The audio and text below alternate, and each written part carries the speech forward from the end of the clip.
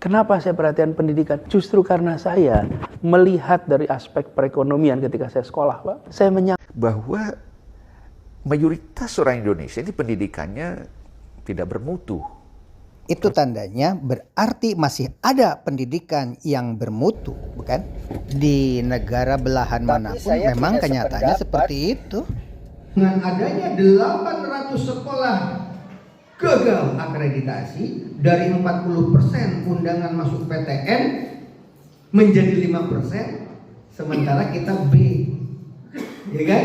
Peluangnya besar. Makanya Timotius, orang Batak sama-sama nih, tahun ini dapat beasiswa di Jerman.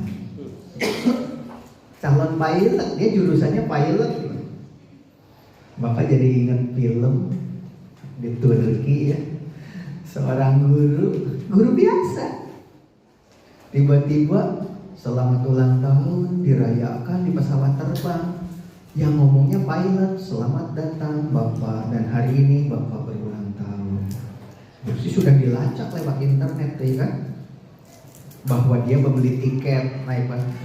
Begitu sampai nangis terseduh-seduh ya kan, itu guru dari Turki itu. Karena apa? Ternyata yang mengucapkan ulang tahun itu adalah pilotnya, sampai menyiapkan kue dan sebagainya. Itulah jadi guru, bangga.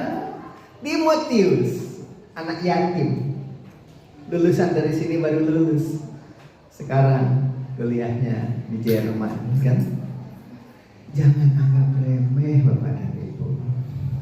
Apa yang Bapak dan Ibu lakukan, apa yang Bapak dan Ibu podcastkan, seperti Ferdy Sambo kemarin, langsung dari tim MBA berkomentar dan sudah Bapak screenshot, sudah dibaca kan? Apa katanya? Bagaimana kalau Bapak Sambo ini adalah orang tua Bapak dan Ibu? Ya jawab. Itu tim MBA sudah mau mengomentari begitu. Jawab. Karena Ibu dan lugas-lugas saja bahwa Pak Sambo ini layak dihukum mati karena perbuatannya kan datar-datar saja, ya kan? Tetapi ketika ditanya bagaimana kalau Pak Sambo ini adalah orang tua Bapak dan Ibu, pernah terpikirkan tidak itu, ya kan? Kenapa saya perhatian pendidikan? Justru karena saya melihat dari aspek perekonomian ketika saya sekolah, Pak. Saya menyaksikan apa yang membuat bangsa-bangsa ini dahsyat, hebat. Kenapa Korea dalam waktu 60 tahun bisa meraih yang Eropa Barat perlu capai dalam 300 tahun. Korea 60 tahun. Jepang melakukan dalam waktu 120 tahun, ekuivalen dengan Eropa yang 350 tahun. What's going on? Investment on human capital. Itu, karena itu kemudian pendidikan penting. Dan pendidikan itu bukan bicara tentang skill, keterampilan, bukan, karakter. That's the key. Apa yang membuat Jepang dahsyat? Ya karakternya. Karakter itu dua. Karakter moral, jujur, rendah hati, beriman, bertakwa, itu karakter moral. Yang kedua, karakter kinerja, kerja keras, kerja tuntas, ulet, tangguh, itu kan. Nah, kita bicara karakter itu dua-duanya. Kalau orang bicara karakter itu moral saja, ya kita kan tidak ingin jujur tapi malas. Iya, tapi juga kita tidak mau pekerja keras tapi culas. Tidak, karakter itu dua itu. Dan pendidikan adalah penumbuhan potensi karakter itu. Dan bangsa-bangsa yang dahsyat ini, lihat Singapura. Lihat, bukan kekayaan uangnya, tapi kekayaan pada manusianya. Dan saya tidak ingin menggunakan istilah human resource atau human capital. Justru karena saya belajar ekonomi, jadi saya lihat, jangan tempatkan manusia sebagai sumber daya untuk kegiatan produksi. Karena itu disebut resources. Dalam perekonomian itu ada fungsi produksi, Pak. Fungsi produksi itu ada uang, ada capital, ada orang, ada teknologi, kemudian ada sumber daya alam. Itu fungsi produksi. Nah, saya bilang kalau kita bicara sebuah bangsa, jangan tempatkan manusianya sebagai faktor produksi. Kalau di perusahaan boleh itu diatur. Karena perusahaan kan begitu. Ada orangnya deh. Tapi kalau negara tidak boleh. Di dalam pengelolaan sumber daya manusia di perusahaan iya. Jadi Anda juga sepaham dengan pendapat bahwa mengelola negara itu beda dengan mengelola perusahaan. Tentu. Iya. Karena itulah di dalam sebuah negara ini seperti ini. Makanya kenapa saya bicara fokus waktu itu dorong pendidikan. Justru karena background saya bicara perekonomian, saya menyaksikan Republik ini kalau mau maju, maka human capital. 2017 Ahok tetap jadi gubernur DKI Jakarta. 2019 Ahok dijadikan RI 2. Itu rencana sudah, Pak. Roadmap-nya. tapi gagal. Wa makar wa makarallah wallahu khairul makirin.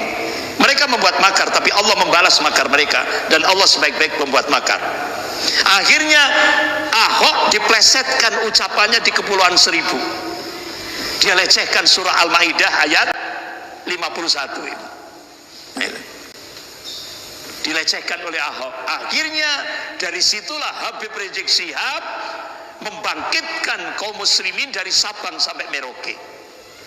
Akhirnya roadmap 9 naga ini, oligarki ini bubrah, berantakan. Sampai akhirnya Allah turunkan keberkahan ilahi. Puncaknya 212 di Monas. Apakah narasi di video ini benar adanya atau kirata? Kirata adalah dikira-kira, tapi nyata. Keputusan ada pada diri pengamat. Jadikan saja hal ini sebagai bahan kajian bersama. Baradae divonis 1 tahun 6 bulan penjara. Sigit mengatakan Baradae harus menjalani terlebih dahulu sidang Komisi Kode Etik Polri atau KKEP, mengingat dirinya sebelumnya terlibat dalam kasus pembunuhan berencana. Sigit meminta Divisi Profesi dan Pengamanan Polri segera menyiapkan sidang kode etik untuk Baradae. Kita sedang melihat proses yang ada, dan kita minta untuk tim dari Propam untuk mempersiapkan segala sesuatunya kalau memang sudah bisa dilakukan. Sementara itu, kata Sigit, Polri juga melihat harapan masyarakat serta orang tua terkait kembalinya Baradae ke Polri. Bahkan, Polri setiap harinya memantau jalan persidangan yang Baradae. Adapun vonis Richard sudah bisa dikatakan ingkrah atau berkekuatan hukum tetap, lantaran pihak kuasa hukum Baradae dan kejaksaan tidak melayangkan banding atas vonis hakim. Sebelumnya, kuasa hukum terpidana Richard Eliezer Pudiang Lumiu, Roni Talapesi, menyatakan kliennya sangat berharap bisa kembali berdinas di Korps Brimob Polri setelah divonis 1 tahun 6 bulan. Karir Richard sebagai anggota Brimob Polri memang masih menjadi pertanyaan setelah divonis 1 tahun 6 bulan penjara oleh majelis hakim. Sebab menurut peraturan Kapolri, anggota Polri yang terlibat tindak pidana dan mendapat vonis di atas 2 tahun penjara akan dipecat. Saat menjadi ajudan Sambo, Richard adalah seorang anggota resimen pelopor di Korps Brimob Polri. Sebelum menjadi ajudan, dia tinggal di asrama resimen pelopor 1 Brimob di Cikeas Udik, Gunung Putri, Bogor. Mendiang Yosua juga sempat berdinas di Korps Brimob. Namun Yosua dimutasi ke Mabes Polri dan dipilih menjadi salah satu ajudan Verdi Sambo.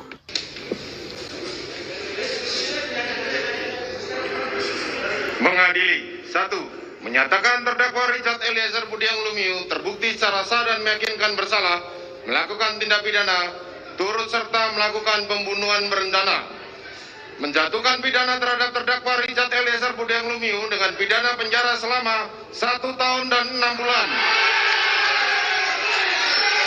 menetapkan penangkapan dan lamanya masa penahanan yang telah dijalani terdakwa dikurangkan sepeluruhnya dari pidana yang dijatuhkan, menetapkan terdakwa tetap berada dalam tahanan, menetapkan terdakwa sebagai saksi pelaku yang bekerja sama. Ada yang mengkaitkan peristiwa Sembo ini dengan peristiwa KAM 50 yang mengakibatkan terbunuhnya para laskar FP. Apakah benar dua orang teraniaya itu begitu dekat dengan Allah? Benarkah ada kaitannya antara Mekarta, reklamasi Pulau Seribu, dan Grand Design Komunis Tiongkok? TNI. Nah sekarang, karena mereka sudah berkuasa, mereka sekarang mengatakan jadi korban, PKI itu korban. Sehingga akhirnya pemerintah harus minta maaf. Ini wacana agenda pertama. Yang kedua, serang partai-partai Islam, habisi, adu domba, lemahkan. Nah ini sudah dilaksanakan. Yang ketiga, sudutkan khilafah. Sudah. HTI dihabisi, dibubarkan. Hancurkan karakter tokoh-tokoh muslim. Ya, berapa biayanya untuk menghabisi Anies Baswedan? 300 triliun. Itu yang diungkap oleh pengacaranya Bapak Komarudin Simanjuntak. Untuk menghabisi Anies, itu Cina membiayai 300 triliun. Luar biasa. Bubarkan satu persatu ormas Islam. Sudah kan? Sudah. Mulai HTI, FPI, setelah itu MUI, ya kan? Habis itu Muhammadiyah, ya kan? Nah ini satu persatu akan dihabisi. Bubarkan satu persatu ormas Islam. Jatuhkan pemimpin Muslim. Nah ini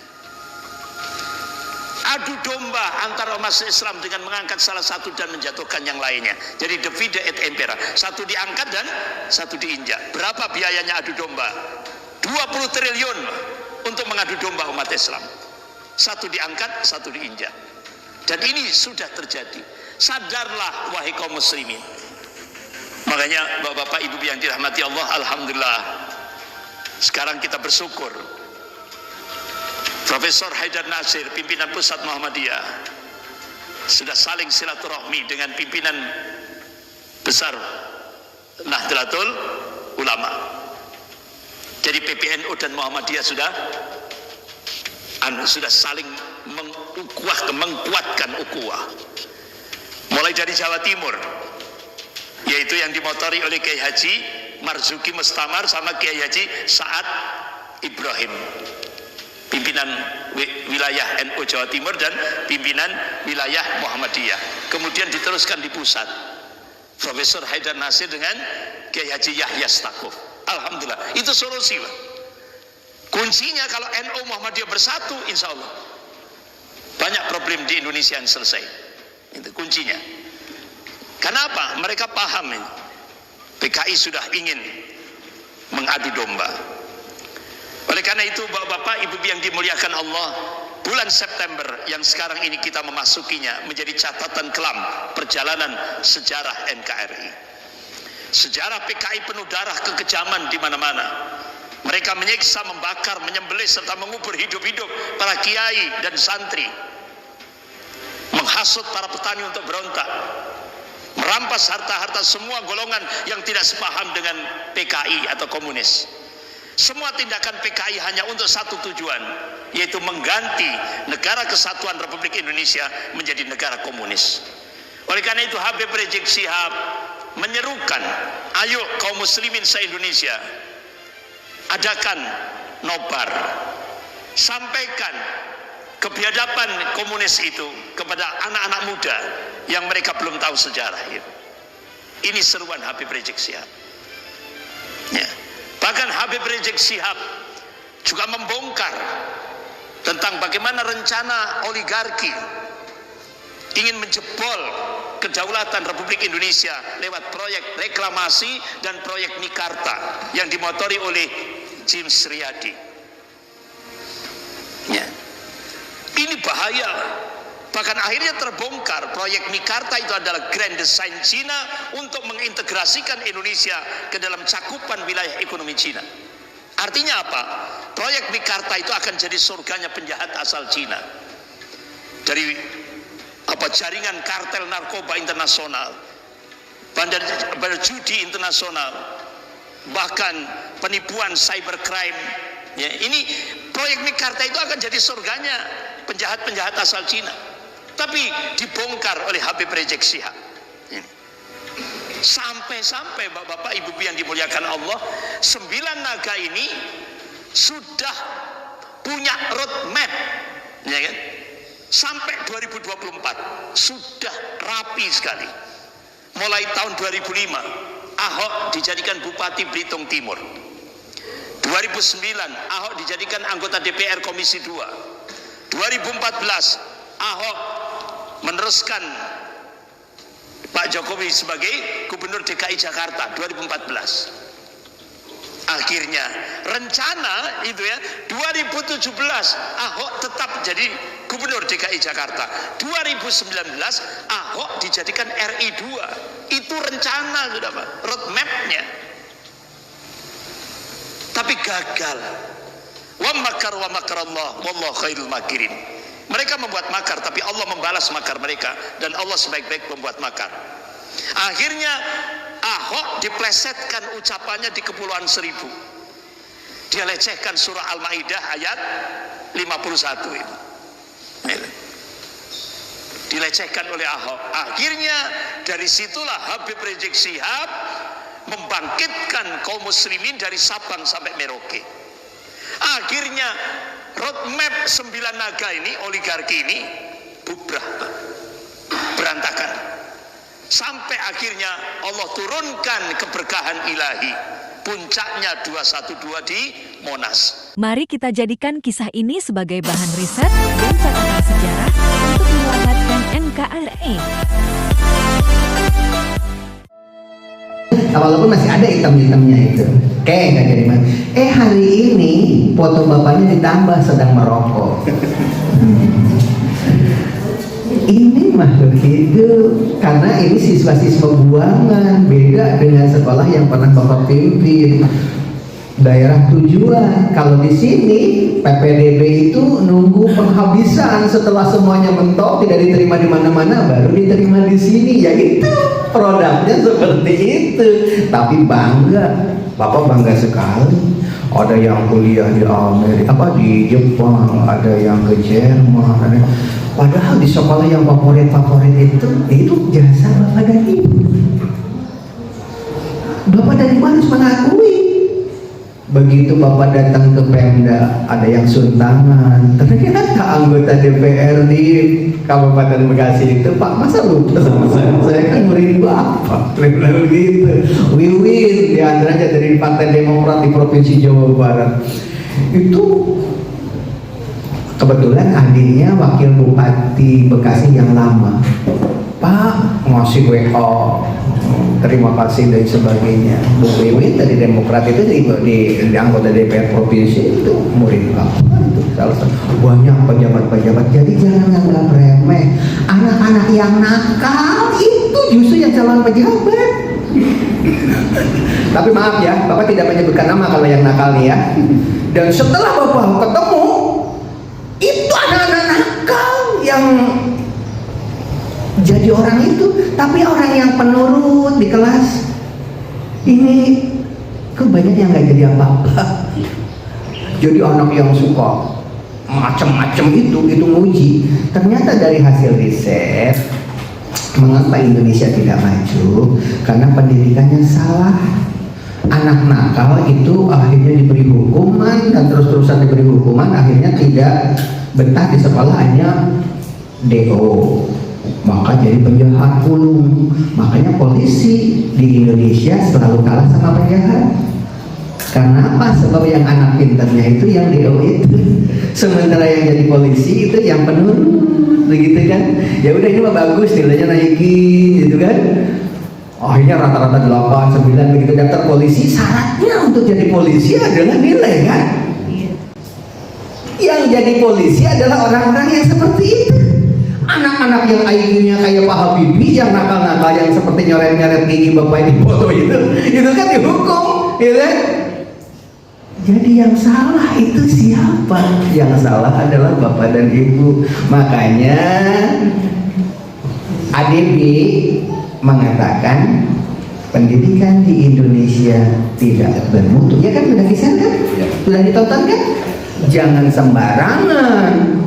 Pendidikan di Indonesia itu lebih bermutu dibanding negara lain, karena Bapak sudah pergi ke Hong Kong, Bapak sudah pergi ke Turki, Bapak sudah pergi ke beberapa negara keliling-keliling. Itu pendidikan yang paling bermutu itu di Indonesia. Di Cina itu ternyata sekolah kan gratis, tapi yang diburu adalah sekolah Hui People School. Buka di internet. Suku bangsa Hui mayoritas orangnya itu 70% penduduknya Muslim. Suku bangsa Hui itu terbesar beragama Islam. Tetapi mendirikan sekolah namanya Hui People School, Hindu, Buddha, Kristen, apapun semua daftar ke Hui People School dulu. Setelah gagal barulah daftar ke sekolah lain. Sekolah gratis itu adalah sekolah yang tidak bermutu. Nah sekarang di kita kan terbalik. Studi banding ke Hui People School, rekomendasi dari Bapak, pulang dari sana marah Bapak ke Bupati Bekasi lewat tulisan di Kompasiana di mana-mana. Bapak rekomendasikan ke Hui People School itu untuk studi banding supaya pulang dari sana itu sekolah kita bermutu, malah menggratiskan pendidikan. Pulang dari sana ke sini langsung memutuskan sekolah gratis di Kabupaten Bekasi. Awal mula kan dari situ, padahal Bapak yang merekomendasikan. Terus Bapak tanya ke kepala dinasnya, Bapak kan yang studi bandingnya Bapak, yang sana jadi timnya Bapak. Bapak tahu nggak kenapa saya merekomendasikan Hui People School untuk dikunjungi? Iya, kita juga mampu, bangunannya megah, di depan sekolah itu ada lapangan sepak bola, kemudian asrama, kita juga mampu, bilangnya begitu. Bapak tahu nggak? Itu sekolah termahal finansial dan biayanya dari orang tua siswa. Maksud saya merekomendasikan itu supaya orang tua itu peduli seperti di Cina itu. Hui People School itu maju sampai di semua lintas agama ingin bersekolah di situ di Hui People School itu. Malah pulang dari sana ke sini menggratiskan pendidikan, kita juga mampu membangun seperti itu. Akhirnya sekarang apa yang terjadi? 800 sekolah di Jawa Barat tidak terakreditasi. Seperti yang Bapak ceritakan, jangan sampai terulang oleh kita. Dulu zaman Pak Harto, SD Impres bergugurannya kompak. Dari Sabang sampai Merauke itu roboh semua. Gara-garanya apa? Kebijakan SD Impres itu dibangun oleh pemerintah pakai sistem kontrak dari pemerintah. Yang namanya kontraktor itu kan asal-asalan membangunnya, ya kan? Makanya robohnya bareng gitu kan. Akhirnya dirubah swadaya, ya kan? Jadi pemerintah memberikan bangunan berapa biayanya, silahkan orang tua menambah, ya kan? Akhirnya dari pemerintah berapa, makanya bangunannya kokoh-kokoh, moga-moga, dan alhamdulillah sampai sekarang bangunan yang dikerjakan oleh komite itu stabil, tidak ada yang roboh, itu kan bagus. Tetapi waktu SD Impres berguguran dan serempak, ya kan? Dari Sabang sampai Merauke itu kok gugurnya itu berita sekolah roboh itu bareng gitu kan. Karena proyek kan begitu, banyak disunatnya gitu. Itu saja, barangkali Bapak terlalu lama. Podcast Bapak dan Ibu dan video-video yang Bapak share itu ditonton. Karena apa? Bapak itu kan selalu memberikan ilmu-ilmu yang aneh. Salah satu contoh, setiap guru dapat website hanya di SMA sini. Cari sekolah lain, ada nggak guru diberikan website satu orang satu? Gratis lagi. Kemudian siswa mencetak buku, ya kan? Kita sudah ada buku karya siswa, ya kan? Ada nggak sekolah lain yang siswanya menerbitkan buku? Kita sudah ada. Apa yang Bapak lakukan itu yang nyeleneh-nyeleneh, termasuk sekarang aja untuk raker ini Bapak ambil dari MBE, ya kan? Kenapa tidak dari Dinas Pendidikan dan Budaya, gitu kan? Nah itu kita coba, semuanya kita coba dengan cara terobosan-terobosan yang unik. Bapak mengangkat set boy, wawancaranya langsung di Bali, dalam waktu 2 hari aja sudah 5.000 penonton, ya kan? Komentar dari Sabang sampai Merauke, ya kan? Ditonton silahkan tuh di Warung Lubuk Apung. Bukan, di Alet TV. Bapak kan ada 2 channel, di channel Alet TV itu baru 2 hari aja udah 5.000, ya kan? Udah begitu. Nah, jadi semuanya itu untuk sekolah kita biar ditonton orang banyak, bahwa di kita tuh ada pola pikir yang nyeleneh, termasuk MBE. Itu orang bertanya, apa itu MBE? Apa itu orang kita yang mempublikasikan. Orang dari MID aja bukan MBE, kok namanya sekarang apa Pak? Akuisi. Tapi hanya MBE, hanya kita aja di sini, biarin aja. Nanti berani bertaruh, nanti yang populer di mana-mana MBE, coba. Karena kita punya media, gitu kan? Coba. Tetap aja orang bilangnya MBE, coba. Walaupun dibilang istilah apapun, biarin aja, nggak apa-apa. Bahwa itu adalah keberanian kita untuk itu. Dan dilegalisasi juga secara orang juga paham MBE itu apa, itu kan. Itu saja barangkali Bapak dan Ibu, fokus ke akreditasi.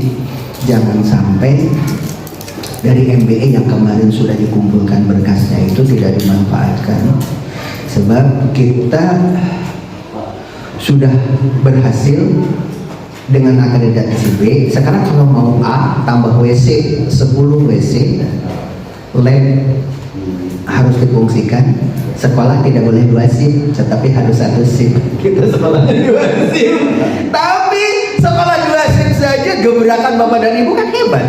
Bisa anak beasiswa ke luar negeri, ya kan? Cari sekolah lain loh, mana? Berani ngadu. Berarti memang kita itu memang hebat. Anak-anakku seneng belajar sambil tengkurap, ya kan? Ini yang jarang. Kenapa Columbus itu disebut penemu benua Amerika? Salah total, bohong besar. Sebelum Columbus itu sudah banyak di situ, terutama dari Tiongkok itu sudah penghuni di sana. Tapi tetap penemu benua Amerika Columbus, ya kan? Kenapa? karena tulisan, karena karya. Jangan anggap remeh podcast MyID yang website yang Bapak dan Ibu tulis itu, apalagi sudah dibukukan setiap produk kan Bapak bukukan. Biarkan aja, ketika Bapak meninggal nanti, insya Allah Bapak belakangan setelah Bapak dan Ibu kayak yang dibawa ke akhirat itu yang Bapak tulis itu.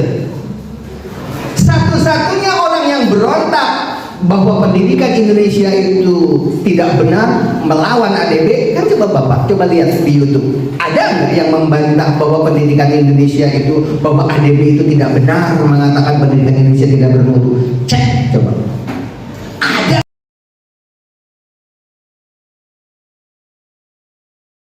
Kita ngomong sendiri, harus seperti itu Bapak dan Ibu. Ketika disuruh podcast itu saatnya untuk Bapak dan Ibu ngomong di situ. Podcast itu kan ditonton orang. Walaupun nanti Bapak tidak berkesempatan untuk berargumen dengan mereka, paling tidak Bapak pernah ngomong, bisa jadi rujukan. Makanya skripsi, disertasi, semuanya coba cek nama Dedi Nur Hadiah, klik di YouTube, di Google. Begitu dicek semua perguruan tinggi pasti ada di Undraw, ada di mana-mana, ada namanya. Karena apa? Karena buku Bapaknya di situ. Jadi acuan untuk skripsi mereka, untuk disertasi mereka. Gitu kan, bangga ya. Begitu lihat loh, oh ini ada di Universitas Manokwari nama Dedi Nur Hadiah, begitu dibuka perpustakaan bukunya ini yang ada di situ. Tuh Bapak dan Ibu berkarya. Demikian, wabillahi taufiq wal hidayah. Wassalamualaikum warahmatullahi wabarakatuh.